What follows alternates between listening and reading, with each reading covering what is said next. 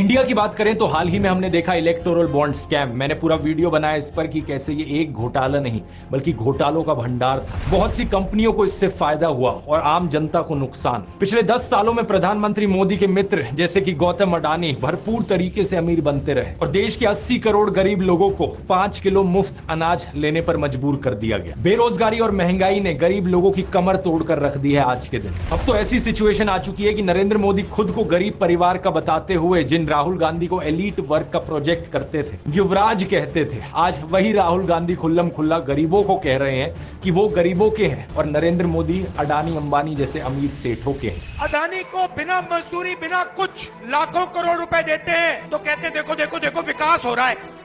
हमने मनरेगा किया, मजदूरी के लिए पैसा दे रहे हैं और कहते हैं गरीबों की आदत बिगाड़ रहे हैं। मैं आपका हूं, वो उनके हैं। राहुल गांधी कह रहे हैं कि जितना रुपया नरेंद्र मोदी ने अडानी को दिया है उतना रुपया वो देश के गरीब लोगों को देंगे। और मैं देश को फिर से दोहरा के कह रहा हूँ, जितना पैसा नरेंद्र मोदी जी ने इनको दिया है ना, उतना ही पैसा हम हिंदुस्तान के गरीब लोगों को देने जा रहे हैं। महालक्ष्मी योजना, पहली नौकरी पक्की योजना, इन योजनाओं के माध्यम से करोड़ों लाखपति बनाएंगे। इन्होंने 22 अरबपति बनाए, हम करोड़ों लाखपति। प्रधानमंत्री मोदी इसका ज्यादा जवाब दे नहीं पाए। उल्टा उन्होंने कोशिश करी थी ये कहने की कि अडानी अंबानी एक्चुअली में कांग्रेस के साथ मिले हुए हैं। जरा एक शाहजाद घोषित करें इस चुनाव में ये अंबानी अडानी से कितना माल उठाया है। मार्च में आई इस रिपोर्ट को देखिए। भारत में इनकम इनइक्वालिटी 100 साल में सबसे ज्यादा हो गई है। इतनी बुरी हालत अंग्रेजों के जमाने में भी नहीं होती थी। ऐसे में अगर राहुल गांधी ने संकल्प लिया कि अगले 5 सालों में वो सभी 22 करोड़ गरीब लोगों को गरीबी से निकाल देंगे तो इसमें क्या गलत किया। लेकिन पीएम मोदी इस बात पर भी तंज कसने लगे। उनके पास खुद कोई अपना विजन नहीं है। 80 करोड़ लोगों के हाथ में कटोरा पकड़ा दिया और अगले 5 सालों के लिए यही 5 किलो अनाज वाली स्कीम एक्सटेंड कर दी। ना रोजगार का कोई प्लान बताया है, ना महंगाई कंट्रोल कैसे होगी ये बताया, ना गरीबी कैसे हटेगी ये बताया। और जब राहुल गांधी ने सबके लिए रोजगार की बात करी तो प्रधानमंत्री मोदी उनका मजाक उड़ाने लग गए। कांग्रेस के शाहजादे ने अभी घोषणा की, आप भी सुनकर के हंसोगे। सुनाऊं?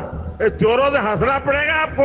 और आपको ये भी मालूम कि ये टेम्पो में पैसा देते हैं, क्या ये आपका पर्सनल एक्सपीरियंस है क्या? फरवरी 2020 में गुजरात में नमस्ते ट्रंप इवेंट हुआ था तो गरीबों को छुपाने के लिए एक 1600 फुट लंबी दीवार बनाई गई थी। जरा खुद सोचकर देखो, 1995 से लेकर 2020 25 साल से गुजरात में बीजेपी की सरकार थी, जिनमें से 3 बार तो खुद नरेंद्र मोदी ही चीफ मिनिस्टर थे। लेकिन इनसे गरीबी नहीं हटाई गई, उल्टा ये गरीबों को छुपाने लग गए। G20 समिट के समय दिल्ली में भी यही हुआ था। कुछ बस्तियों को हरे पर्दे के पीछे ढक दिया गया था, यानी कि इन गरीब लोगों की मूवमेंट को भी रिस्ट्रिक्ट कर दी।